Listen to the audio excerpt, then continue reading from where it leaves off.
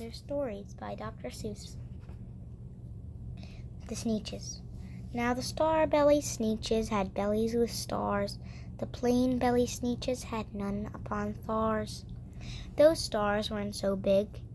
They were really so small. You might think such a thing wouldn't matter at all. But because they had stars, all the star-bellied Sneetches would brag, "We're the best kind of Sneetch on the beaches." With their snoots in the air, they would sniff and they'd snort. Wool have nothing to do with the plain-belly sort. And whenever they met some, when they were out walking, they'd hike right on past them without even talking. When the star-bellied children went out to play ball, could a plain belly get in the game? Not at all. You could only play if your bellies had stars, and the plain-bellied children had none upon stars. Whenever the star-bellied Sneetches had frankfurter roasts, or picnics, or parties, or marshmallow toasts, they never invited the plain-bellied Sneetches. They left them out cold in the dark of the beaches. They kept them away, never let them come near. That's how they treated them year after year. Then one day, it seems, while the plain-bellied Sneetches were moping and doping along the beaches, just sitting there wishing their bellies had stars, a stranger zipped up in the strangest of cars.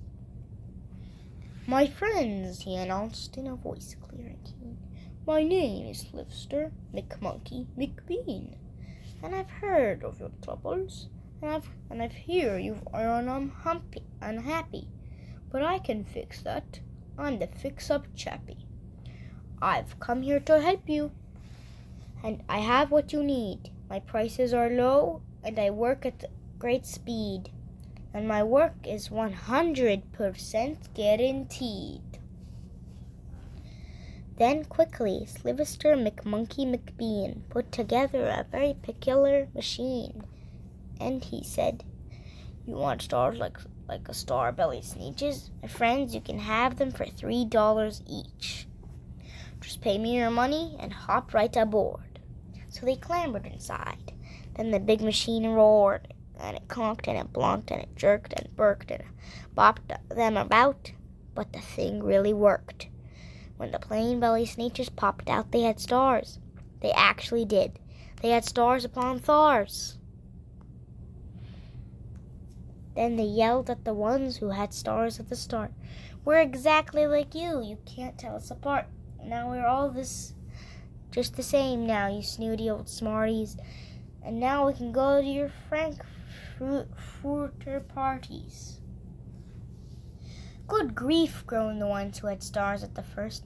"We're still the best Sneetches, and they are the worst. But now, how in the world will we know?" They all frowned. "Which kind is what, or the other way round?" And then up came McBean with a very sly wink, and he said, "Things are not bad as you think. If so, you don't know who's who. That's perfectly true, but come with me, friends. Do you know what I'll do? I'll make you again the best Sneetches on beaches, and all it'll cost you is $10 eaches." "Belly stars are no longer in style," says McBean. "What you need is a trip through my star-off machine. This wondrous capricious will take off your stars, so you won't look like the Sneetches who have them on stars." And that handy machine worked very precisely, removed all the stars from their tummies quite nicely. Then with snoots in the air they paraded about. They opened their beaks and let out a shout, "We know who is who, now there isn't a doubt. The best kind of Sneetches are Sneetches without." And of course, those with stars all got frightfully mad. To be wearing a star was now frightfully bad.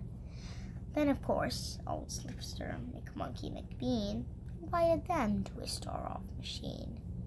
Then, of course, from then on, as you'll probably guess, things really got into a horrible mess. all the rest of that day on those wild, screaming beaches. The fix-it-up chappie kept fixing up Sneetches. Off again, on again, in again, out again.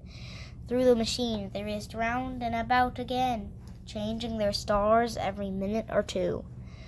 They kept paying money, they kept running through, until neither the plane nor the star bellies knew whether this one was that one, or that one was this one, or which one was what one, or what one was who. Then, when every last cent of their money was spent, the fix-it-up chappie packed up and he went. And he laughed as he drove in his car up the beach.